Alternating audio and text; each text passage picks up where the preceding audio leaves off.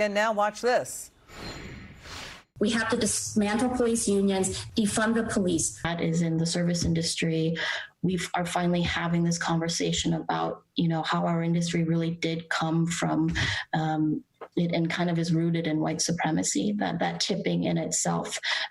If we look at the history of tipping and how racist it is and how it has kept wages low for Black people for a very long time. And Francesca Hong, yet another major Democratic candidate who's all in on abolishing the police and is running for governor of Wisconsin, says, I think that my perfect world would be a world without prisons, because we all see the humanity in one another, and then we know nobody's disposable. Well, murder victims are. That was HBO host Bill Maher slamming the Democrat DSA candidate for governor in Wisconsin, communist Francesca Hong. She wildly, you just heard her first claim, defund police, abolish police unions, abolish prisons. She also claims the service industry is based on, quote, white supremacy. She says tipping people like waiters is racist. The Labor Department shows Blacks, Hispanics, Asians, and other minorities own 20 million businesses in the service sector. Nearly 60% of all minority-owned firms are in the services or retail trades. That was Bill Maher, again, saying what she has is an outrageous ideology. It's communist. And let's bring in former Miami Mayor, Fox News Group reporter Francis Suarez. Mayor, what's your reaction to what you heard? Hong is also dodging on the backlash for deleting her tweet in 2020 where she said, yes, cancel Thanksgiving. They want to cancel everything, it sounds like. They want to cancel. They probably want to cancel 4th of July too.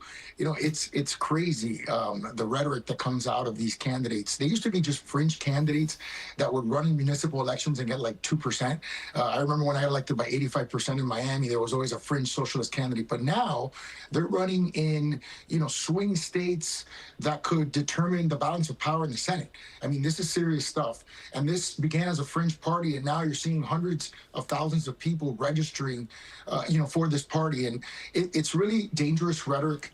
It's anarchistic rhetoric. It's rhetoric. I mean, no police, no jails. I mean, what are we talking about here? I mean, this is not law and order. This is not the United States of America. That was a country founded on law and order. And this is the kind of stuff that can dissolve communities and can dissolve countries. And we've seen it happen throughout the history of humanity. So my hope is that voters pay attention, are understanding that this fake rhetoric is going to lead them down a very dangerous path. But are Republicans capitalizing enough on how they're for free markets, that democracy and free markets are their way? Are they denouncing enough the surge of Democrat communists in the party? I mean, they're focused on government funding bill to head off a partial government shutdown.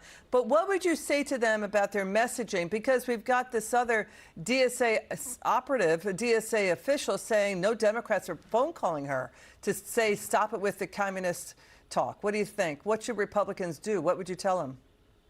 What's hard about the contrast in argument is that the Democratic Socialist argument, it's an easy argument. Don't do anything. We're just going to take more from people and we're going to give it to you. You don't have to do anything to earn it.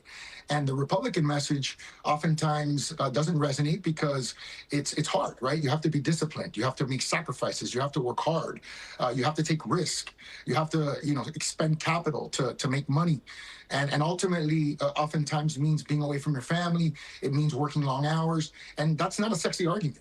So I think what Republicans need to do is just highlight the failure of democratic socialism throughout the history of humanity and understand that capitalism is what has created the most amount of prosperity around the world historically. So they need to do it more. Thank you. The former mayor of Miami, Francis Suarez. Good to see you.